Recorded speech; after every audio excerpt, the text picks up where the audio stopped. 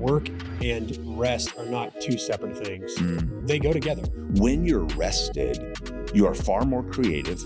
You are a much better problem solver. Yeah. You think, more quickly on your feet, like all of those kinds of things. The executive function of your brain to be able to actually run your business is functioning at a much higher level than when you're tired, worn out, burnout, weary, fatigued, all of those things. Hey, everybody, welcome to another episode of the Shift Podcast. So glad that you've joined us. Whether you're listening or watching, we're glad that you're part of the Shift Podcast community. I'm Matt Ware, joined by my co-host Evan Weiland, and today we're going to talk about a topic that really hits home, I think, for every entrepreneur, every leader, every business owner, and that is the idea of work-life balance. I think this is something all of us struggle with on some level, and it feels like it's like we're just chasing our tail all the time. Like there's no way to perfectly achieve it, and it reminds me of one of my favorite quotes, honestly, about leadership. It comes from Andy Stanley. He says that leaders have to understand the difference between a problem to solve and attention to manage. And if you don't understand the difference, you'll actually really frustrate yourself and people around you because you'll be trying to solve something that isn't actually solvable, right? You can't solve attention. All you can do is manage it. And I think when it comes to this idea of achieving work-life balance, this is a really foundational concept to understand. This is not actually a problem we're ever going to solve. This is a constant tension that we're just going to have to learn how to manage and how to manage it in different seasons of life, in different seasons of our business, and all of those kind of things. This is a big deal.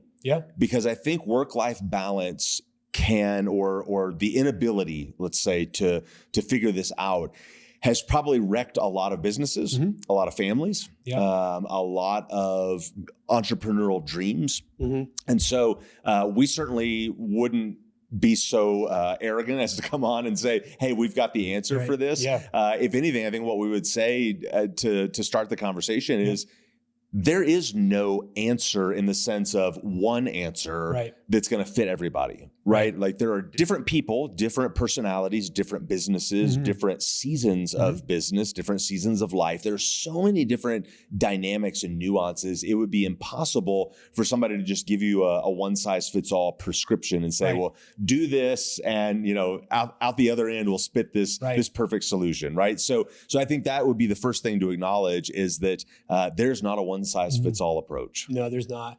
And depending on who you listen to, their approach is very polarizing. You've got people on different sides, whether it's Tim Ferriss and the 4-hour work week, or it's Hormozy and his 12-hour days, 7 days a week. I think he might have admitted that he rests on Sundays. A little. Like 30 minutes or something. Yeah, exactly. I took a nap. That's about it. There's no one size fits all. Not that I can tell. And I don't think there's a one size fits all, even individually. I think it's really seasonal. This might be the season where you're striking while the iron's hot, as they say, and you are working 10-hour days, and the family is feeling that. But then there are other seasons where, let's take a couple extra vacations, or I'm home early a few days a week. And as entrepreneurs, it is a thing that we all have to figure out. This is a really important one. We can't skip over this. If we skip over this, we're going to experience burnout. We're going to have bad relationships. It's going to affect our personal life in a real way. Well, and I think the outworking of that is, if you don't get this figured out on the professional side, it affects your personal life. But conversely, your personal life can affect your professional life. And so I think this idea of even segregating the two can be problematic in the first place, right? To say, yes, obviously, when we're at work, we're working, and when we're home, hopefully we're not working, or at least not as much. But for most entrepreneurs, I don't know that there is a clear delineation between those things. I think it's not so much work and life, it's this is my life. And my personal and professional life do have some blending, some integration. There's some blurred lines and all of that, which probably is healthy in some ways and probably unhealthy in other ways. Tons of resources on this. Right. This is not an easy one to to figure out, which is why we say it's not a one size fits all. Yeah, absolutely. Well, and I was thinking about, we were talking about this a little bit off camera, I've got a couple of friends that are in private real estate, private investing and all of that. And they do very similar things, but the way that they go about running their business and therefore how that affects their life is very different. One of them, and to your point about season of life, one of them has small children who, are still at home. And so he's very intentional about, getting up, making them breakfast, packing the lunches, dropping them off at school. And then he goes to the office, probably rolls into the office around 9:00, works for a couple hours. Super fit guy. So he's taking like the 2-hour lunch to hit the gym and run and shower and eat and do the thing. Then he's back to the office for a couple hours. Then he picks up the kids, at 3:00 from school, and then he's home. Right. So a fairly limited amount of work hours and a high degree of intentionality with family life. Someone else who does the very same thing, their perspective is very different. I mean, they're working nights and weekends and answering emails on vacation. And granted, they don't have small kids at home, so they're in a different season of life. But on the surface, same businesses, same industries, similar results in terms of like they're very financially successful, but very different ways of going about it. So again, it's not saying a right or wrong or good or bad. It's, I think, recognizing, again, there's no one right answer. And you have to be able to determine as an entrepreneur what is right for me in this time of my life and business. Yeah. So the question is it work to live or is it live to work? Right. The age old question. Right. So, and I think people are going to have different perspectives on this. So this may be a controversial answer. My perspective is that we don't work to live, that we actually should live to work. And I realize that on the surface that could come across as being maybe too career-minded or ambitious or goal-oriented or whatever the case may be. But I think it's understanding, at least from my perspective, of I believe that I have been put on this earth for a purpose, right? And I believe that for every single person. Right. And I think that there is a way in which your work can be a means to fulfill that purpose that you feel like you're called to. And so I don't think of work as a bad thing, like, oh, I have to go to work. I think of work as a good thing, like that I get to do what I do. And therefore, like, part of my life's purpose is to do the work that I do. So from that perspective, even though somebody like Alex Hormozy would approach it from a different philosophical or theological lens, I agree with his statement that the work is the goal. Yeah. Right? Like the goal isn't to accomplish the work so then I can just like lay on the beach forever. Not that I'm against rest or vacation or enjoying the fruits of your labor, but it's the idea that there's actually great fulfillment in doing work that's meaningful and purposeful for your life. Yeah. Yeah, I think that we all need some kind of a perspective, an operating system, so that work isn't just running us, so that we can run it. There's a biblical perspective on this. Colossians 3:23 says that with whatever you do, work at it with all your heart as if working for the Lord and not for man. Yeah. So that's a couple ways to interpret that. But I think it's a great perspective. Well, and I think, you want to use the biblical narrative. What's interesting is the very beginning in Genesis, when God creates Adam, like the first thing he gives him is work. He gives him a purpose, right, to live for that includes work. And so I think it's a mistake to think of work as a negative thing. I think it's regardless of your faith framework, work is a blessing. The ability to work and to make a meaningful contribution for your life, for your family, for your community is a blessing. And so I think that we have to have that framework. I would want to challenge the idea that the goal of work is just to get to the weekend or get to your vacation or get to your retirement. Sure. I think that's a terrible way to live. If I'm living for the weekend, if I'm living for my 2 weeks of vacation, if I'm just living till I turn 65 and then real life can begin, I think you've wasted so much life and energy that way. Yeah. And so, you hear people say sometimes that, if you find work that you do what you love and you'll never work a day in your life. That sounds nice. It's a huge myth, because even if you're doing work that you love, there are really hard days. And I mean, our audience of leaders, entrepreneurs, business owners, right? We can all test, like, I love what I do, but it doesn't mean it's not work, right? So I think that perspective is flawed. I think a better way of saying that would be find work that you find it's so meaningful, it's so purposeful to you that you still love it even when it's hard, even on those difficult days. So I'll tell you a story about that. Not too long ago, and I did something about this on my social media accounts, but not too long ago, I was able to go to Widener Field, which is the Colorado Switchbacks soccer team. That's their field down in Colorado Springs.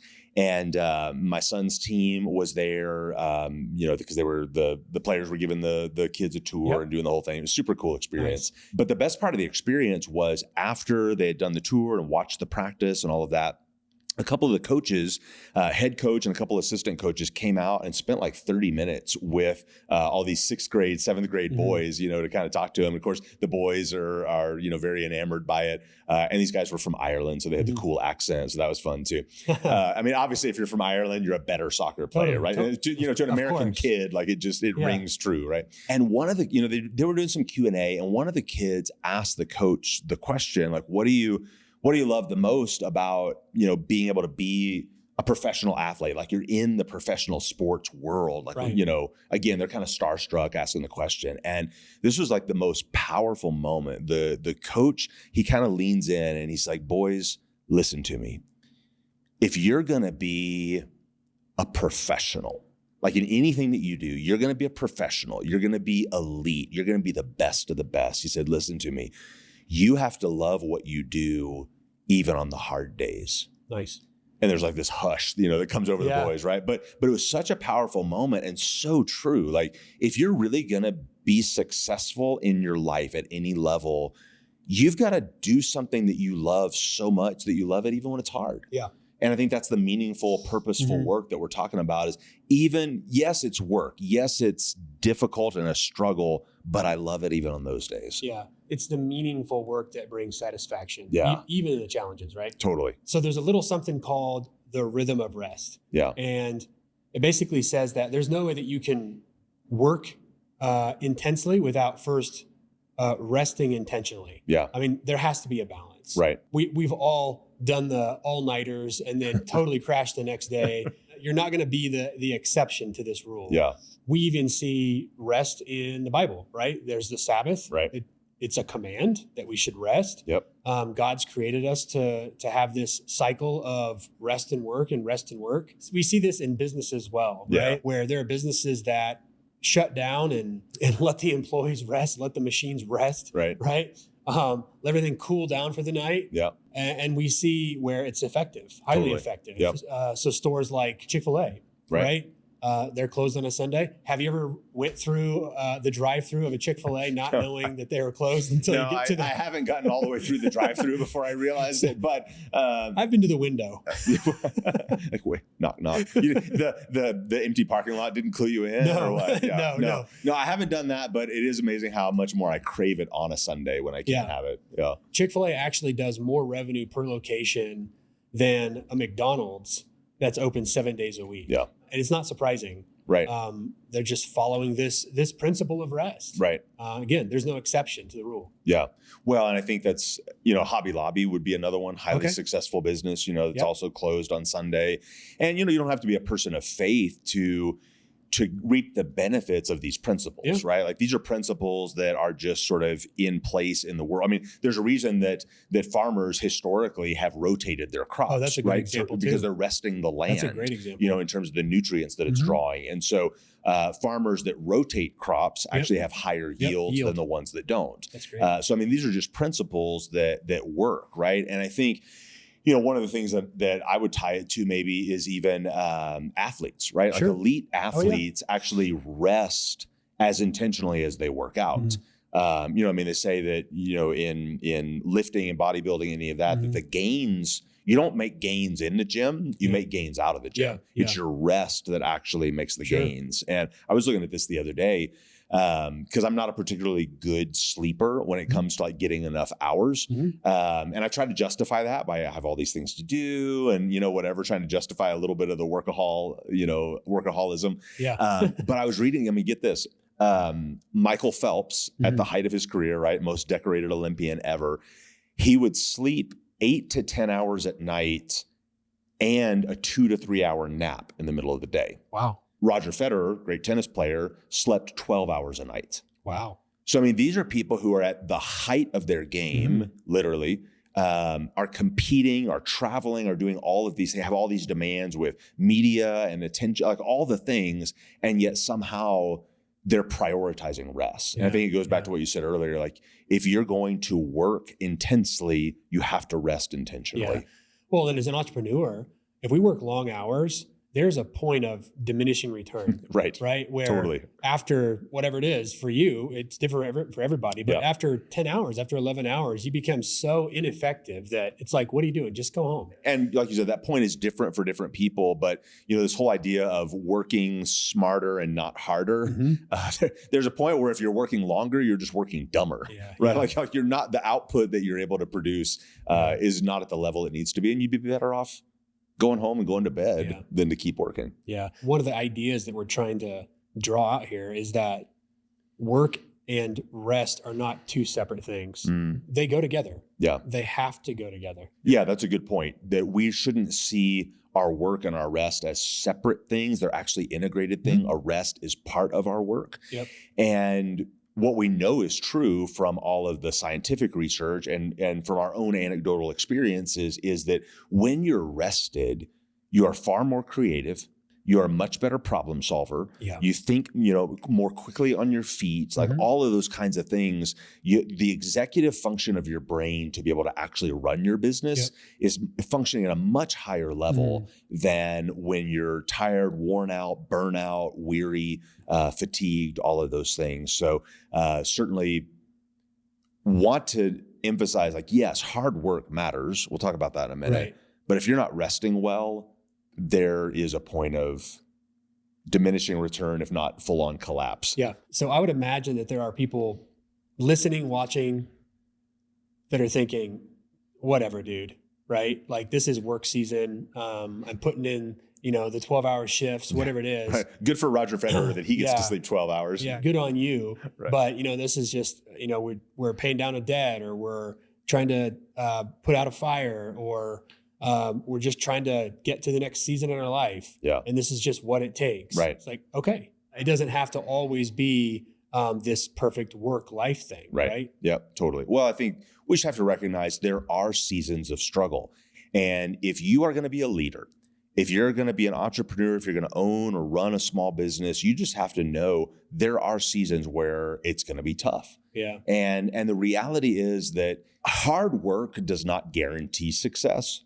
Yeah. But a lack of hard work guarantees that you won't have success, right? I mean, there's just no way around that. And I think while on the one hand, we would not encourage people to be workaholics, on the other hand, we would say you can't be a slacker either. Right? Not if you want to be successful in your business. And so I think that we have to recognize that success does take effort. A lot of people want to win, but not everybody wants to work. Right. And so you just have to, like my dad used to say, the only place you find success before work is in the dictionary. And there's a lot of truth to that, right? So you just have to know that there's going to be seasons that are tough, and you got to, buckle down and get stuff done. I alluded to this a little bit earlier, but I think it's real important that when we're in a season of hard work, that we make peace with it. That we make it a decision, not something that is being imposed on us. That just makes it way harder. Right. The fact that you're in this cycle of hard work, it probably means that you're trying to accomplish something, that there's work to be done, that there are things to be accomplished. Coming to grips with the fact that it's just temporary really does help you in the mental health space, that it is temporary and it's okay to be imbalanced. You know what I mean? Yeah. It's okay to be imbalanced sometimes.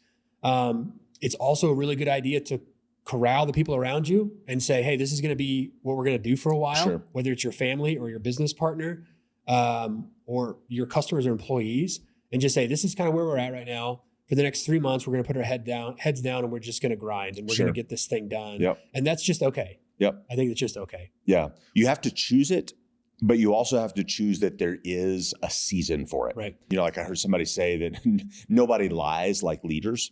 We're really good at lying to ourselves and saying like, well, this is just for now, just until we hit this deadline, or we're just revenue in this season or whatever.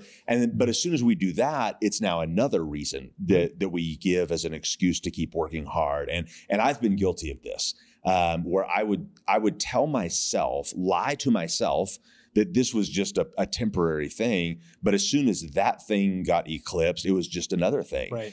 And what I've had to learn, and really painfully, honestly, is that I may have the capacity to work at that level of intensity over a long period of time, but it doesn't mean that the people around me have the capacity to do it with me, whether that's my teammates or my staff, my employees, or my family. And, you talked a minute ago about not having the license to be destructive. Like, I'd be the first one to say, I think my tendency toward overwork has been destructive in certain seasons of my life.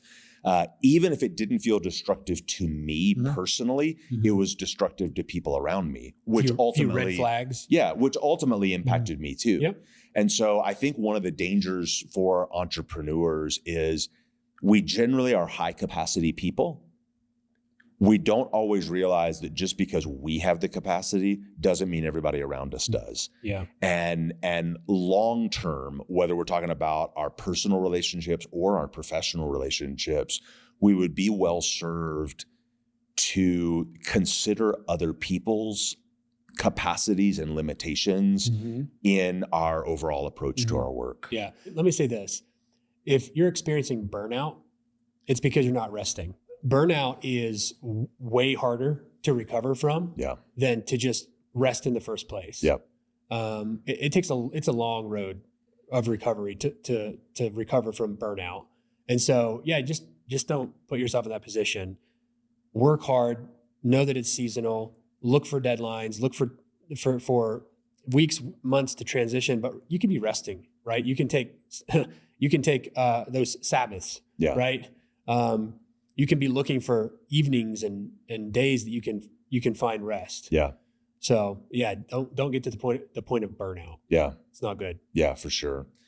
Well, I think this is an important topic to talk about, and to, as we're wrapping up, I think to just circle back to what I talked about in the very beginning. This is not a problem to solve. This is a tension to manage. And the more we talk about it, the more I'm even feeling that tension, right? Because it kind of comes to the surface when you talk about it, but recognizing like, yes, there are going to be seasons where you just have to work hard. You do have to be intentional about the rhythms of rest that you put in place in your life. And that having meaningful, purposeful work in a lot of ways is what is going to sort of buffer some of that, because you are less likely to be burned out if what you do is meaningful to you. That's right. And that sense of purpose also in terms of just your overall life will probably be healthier for the people around you too. Agreed. So I guess one final thought that I would have, and you mentioned ago that it's okay to be imbalanced. I maybe would say it a different way, because I agree with what you're saying. I would say it this way, that maybe balance isn't about being perfectly in the middle. Balance is about like holding on to all the extremes at the same time, right? Like I have the extreme of I can buckle down and work the 80 hours if I need to. Right. And the other extreme of if there's nothing going on, I'm going home early and I'm playing with the kids and doing all the things, right? Yeah. And I can hold that intention at the same time. Yeah. And that balance might have to do more with like polar opposites coexisting than just being like at this center point on the line all the time. Yeah. I heard somebody say once, and I love this idea. He said that balanced people don't change the world. Ooh. And when you think about the great people in history, whether they were in, military or government or industry or whatever, the people who made a dent in the universe were probably not particularly balanced people, but they had a strong sense of purpose for what they were doing. And so I know even some of the things we're talking about could feel like contrarian or opposing views. And that's why I think it's good to just hear some different thoughts and perspectives and then maybe marinate on it a little bit as we're all navigating this tension. We want to invite you to find your own approach to work-life balance.